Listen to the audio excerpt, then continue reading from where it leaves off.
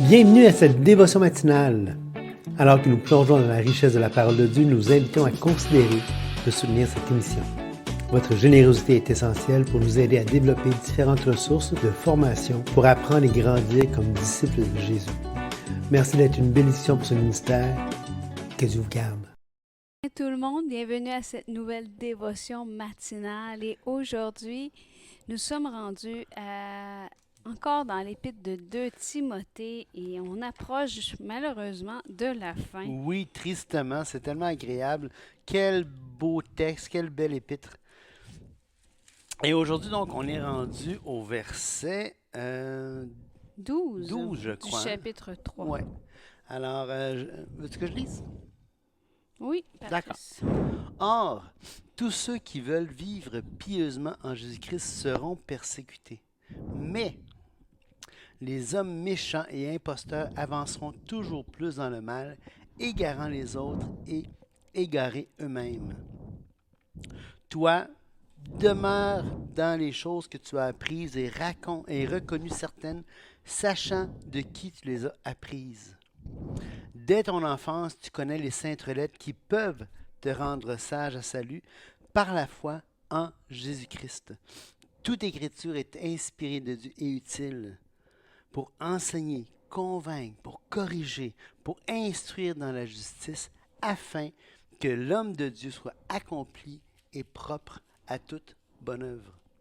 Quel texte puissant! En effet, Patrice, c'est un magnifique texte et j'imagine qu'étant donné que pendant toute l'épître, c'est sûrement moi qui ai dit un de mes versets favoris, je pense que cette fois-ci, Patrice... Ben, c'est pas mal un de mes passages favoris, en effet. Oui, tout à fait, c'est ce que je pensais. Oui. Premièrement, le verset 12 Oui. commence par faire la clôture, si on veut. De ce qui a été dit précédemment, on l'avait mentionné, on l'avait lu la dernière fois.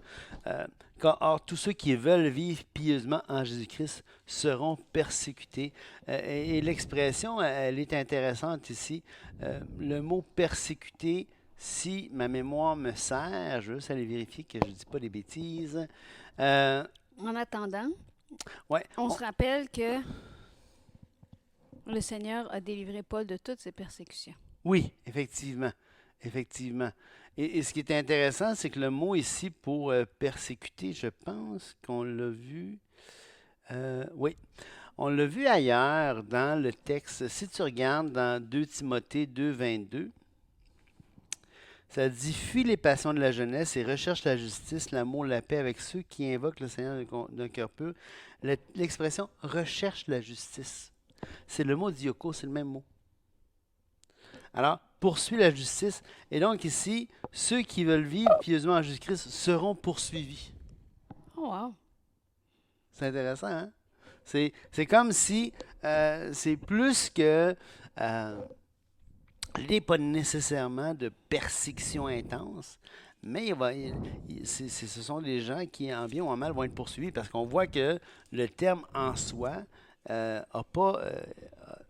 la connotation du terme n'est pas nécessairement négative ou positive. Mais c'est pas le même terme qu'on a au verset 11. Le verset 11, mes persécutions, mes souffrances. Non, c'est pas le même terme. Si je regarde les souffrances au verset 11, c'est diogmos, qui veut dire persécution. Oh, c'est intéressant. Donc, on dit, pour toi, c'est intéressant parce que je vais faire un petit bond, là, parce que je ne sais pas ce que tu penses de ce que je vais dire, mais en tout cas, au verset 10, Paul disait, « Pour toi, tu as suivi de près mon enseignement, ma conduite, mes projets, ma foi, ma douceur, mon amour, ma constance. » C'est comme si ici, Paul est en train de dire, « Tu m'as suivi. » Oui.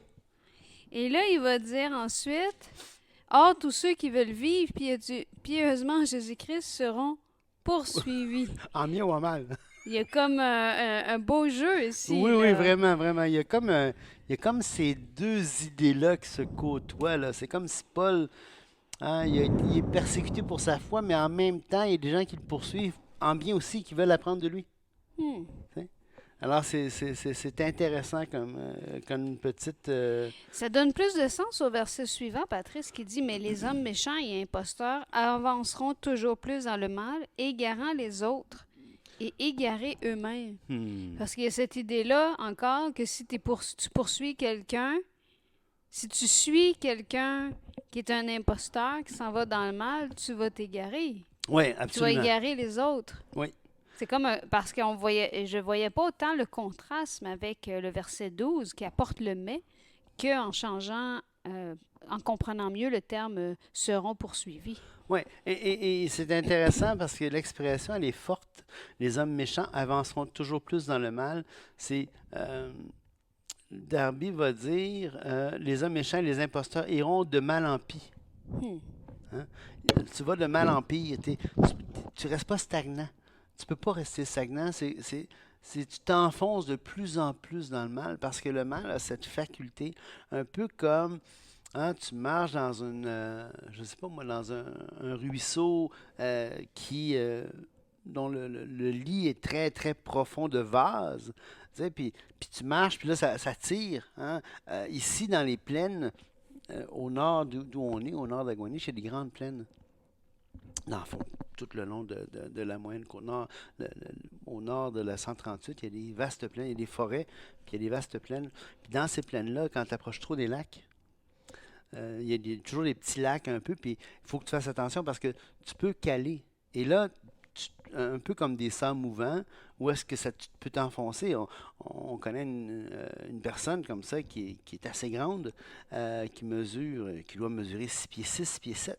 Et puis, elle s'est enfoncée quasiment jusqu'aux aisselles. Et elle avait de la difficulté à se sortir. Il a fallu que les gens viennent l'aider. Et le mal a cette capacité de tirer, d'amener quelqu'un de plus en plus profondément. Et donc, les hommes méchants, et l'expression ici, homme méchant, le mot grec pour méchant, c'est poneros. C'est ce que je pensais. Le mot poneros, il y a deux mots pour grec, pour mal dans le grec.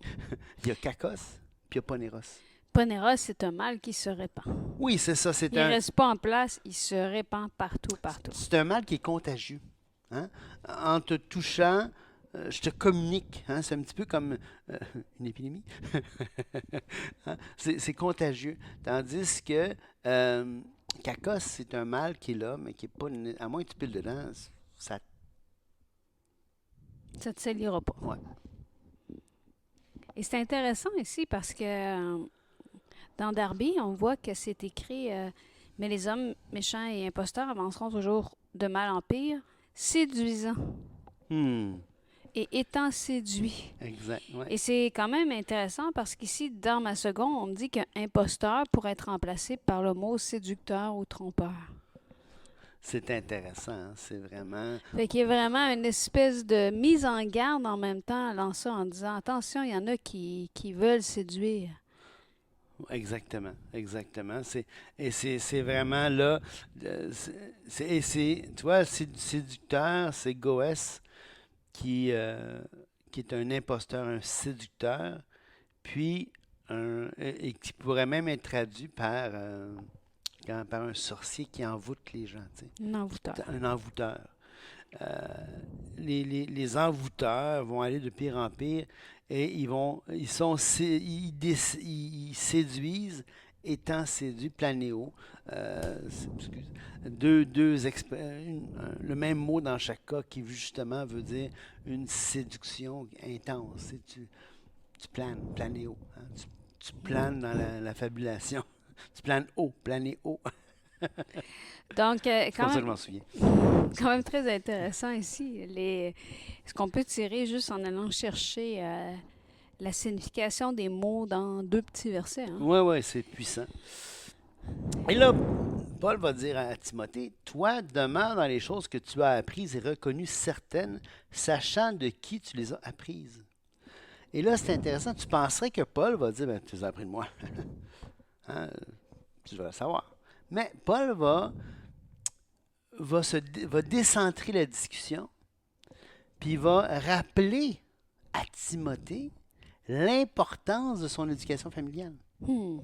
Hein? De qui tu les as apprises dès ton enfance. Ben, on avait vu que c'était sa grand-mère, si je ne me trompe pas, qui avait enseigné. Ben oui, ben exactement, c'est sa grand-mère, sa mère, qui était juive. Timothée avait un père grec et une mère juive. C'est d'ailleurs pour ça que Paul va décider de le circoncire, alors qu'il ne va pas le faire pour Tite. Tite est entièrement grec, il n'y a aucune ascendance juive. Tandis que Timothée en a. Et donc, il peut se faire circoncire en accord avec avec l'alliance abrahamique. Et non seulement il peut, mais il doit se faire circoncire en accord avec l'alliance abrahamique. Mais donc, dès ton enfance, tu connais les saintes lettres qui peuvent te rendre sage à salut par la foi. Hmm. C'est fort, ça. Tout à fait, ici. Qui peuvent. Oui, c'est ça. Dunamai, les Écritures, la Bible a la capacité, a l'énergie, a la puissance de rendre quelqu'un sage à salut. Par la foi. Oui, c'est ça. C'est ça qui est. C'est ça qui est fantastique. Alors, tu sais, il ne faut pas penser que la parole en soi hein, est une action gracieuse de Dieu de nous l'avoir donnée. Tu sais, Tout à fait. Et elle peut conduire au salut. oui, elle a la capacité, elle a la puissance de conduire au salut. C'est magnifique. Tu sais, et contrairement à ce que certains peuvent dire, ah ben tu peux pas. La Bible en elle-même, l'Évangile en lui-même, il faut que Dieu agisse autrement, en plus de, pour que quelqu'un puisse placer sa confiance en Jésus-Christ seul pour la vie éternelle. Non, non, non. Non, non, non, non, non. Ça dit ici que la Bible, les saintes lettres, l'Écriture, a la puissance, dunamai, hein, d'où on a étymologiquement le mot dynamite. Bon, évidemment, ça ne voulait pas dire dynamite à l'époque. Mais on voit que c'est cette notion de force, de puissance, c'est éclatant comme puissance. Elle a la puissance, la Bible, de rendre sage quelqu'un à salut. OK? Donc, il faut vraiment réaliser la portée des Écritures. Maintenant, et ce qui est intéressant dans ça, qui peuvent te rendre sage à salut par la foi en Jésus-Christ. Et c'était intéressant ici. J'aimerais qu'on tourne dans le psaume 119, 97. Vous savez, des fois, j'aime regarder les notes que le Marginal, en marge, oui. qui ont été faites. Et là, je trouve ça intéressant parce que c'est dans le psaume 119, qui est un magnifique psaume. Et au verset 97, Je me souviens au collège biblique, j'étais à un collège biblique aux États-Unis. Et il a fallu apprendre le psaume 119 en anglais, dans la King James. J'ai pas réussi. Excuse-moi. tu me déçois, Patrice. Ouais. Au moins, tu l'apprennes en français pour que tu puisses dire Oui, que oui, tu que je l'ai appris là, je l'ai pas appris à faire ça non plus. 97. Combien j'aime ta loi. Elle est tout le jour l'objet de ma méditation. Tes commandements me rendent plus sage que mes ennemis, car je les ai toujours avec moi. Je suis plus instruit que tous mes maîtres, car tes préceptes sont l'objet de ma méditation. J'ai plus d'intelligence que les vieillards, car j'observe tes ordonnances. Je retiens mon pied loin de tout mauvais chemin, afin de garder ta parole.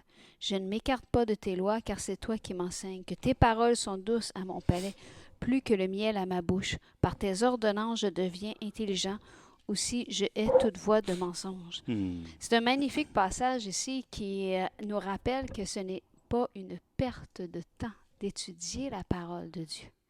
Exactement. Ça nous rend plus sages. Ici, quand il dit « je suis plus instruit que tous mes maîtres », ce n'est pas une question de prétention. C'est le fait qu'il a été à la source de toute vérité. Ouais. J'ai plus d'intelligence que les vieillards, car j'observe tes ordonnances. Je retiens mon pied loin de tout mauvais chemin afin de garder ta parole. Je ne m'écarte pas de tes lois, car c'est toi qui m'enseignes. Tu cherches la volonté de Dieu? Tu veux que le Seigneur t'enseigne qu'est-ce que tu devrais faire? Lis la parole.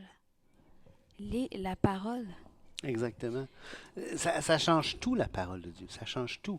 Et ce qui est intéressant ici, c'est que, bon, évidemment, un de mes versets favoris, tu l'as dit dans toute la section ici, mais particulièrement 2 Timothée 3,16, toute écriture est inspirée de Dieu et utile. Utile pourquoi? Bien, utile pour enseigner, qui est l'enseignement plus le didascalia. Tu sais, c'est comme la doctrine, c'est comme l'enseignement plus systématique pour convaincre. Ça veut dire quand tu t'enlignes dans une voie qui est néfaste, qui est mauvaise, la Bible va te convaincre. Un peu comme le Saint-Esprit va faire. Le Saint-Esprit convainc le monde de péché, de justice, du jugement. Hein? Convainc. La parole aussi le fait. Hein? Euh, pour D'ailleurs, c'est le matériau de base du Saint-Esprit aussi. Ben oui, oui, exactement.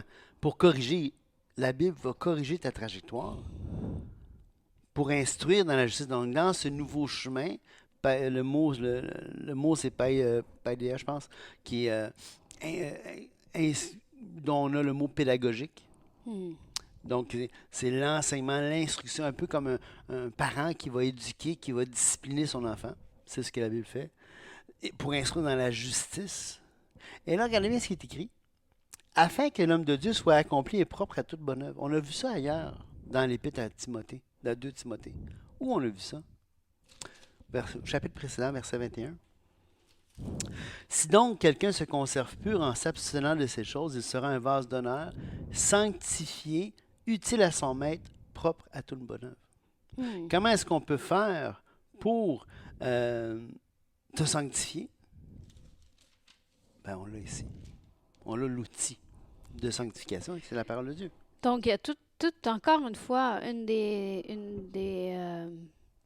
des éléments de la vie chrétienne qui nous rejoint beaucoup, Patrice et moi. C'est le fait que l'on pense que le salut n'est pas que pour la destination, mais pour toute notre marche. Hmm. Et ce qui fait que nos choix qu'on fait à chaque jour ont une importance, ont un poids devant Dieu, ont de la valeur. Tu veux être un vase utile?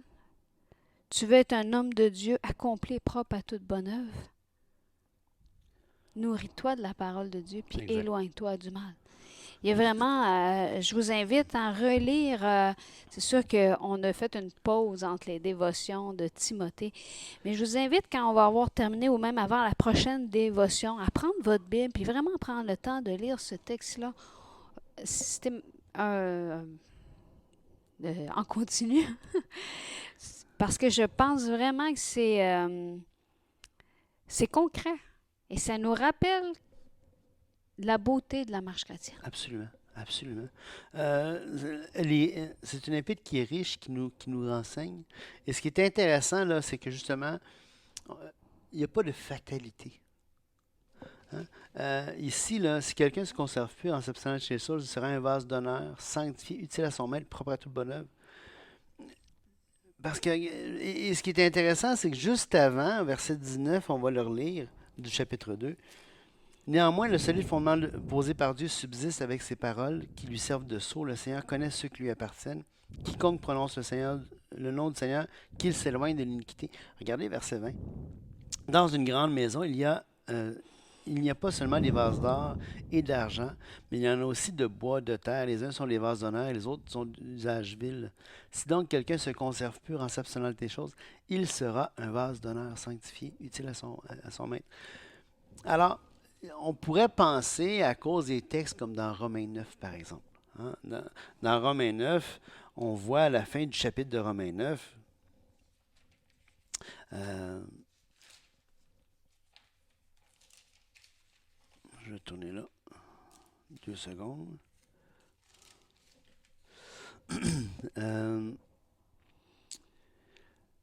Tu sais, quand il va dire, par exemple, verset 20, ô homme, toi plutôt qui es-tu pour contester le vase d'argile, dira-t-il à celui qui l'a formé, pourquoi m'as-tu fait ainsi? Le potier n'est-il pas maître de l'argile pour en faire avec la masse un vase d'honneur et un vase d'usage vil? Et que dire si Dieu voulant montrer sa colère et faire connaître sa puissance à supporter avec une grande patience des vases de colère prêts pour la perdition? Et s'il a voulu connaître la richesse de sa gloire envers des vases de miséricorde qu'il a d'avance préparés pour la gloire, ainsi il nous a appelés non seulement d'entre les Juifs, mais aussi d'entre les païens. Alors, en lisant ça, certains pourraient dire, oui, mais toi, c'est une fatalité si on est un vase du genre, un vase de colère ou un vase... Non, non, non, non, non, non. L'expression ici, on le voit dans Timothée ici pour les individus. Paul, dans le contexte, parle des nations et d'une élection plus nationale, même s'il parle des individus aussi. Mais regardez ce à quoi il fait référence dans Jérémie 18. Il dit, dans le verset 2 de Jérémie, il va dire... Lève-toi et descends dans la maison du potier, là je te ferai entendre mes paroles.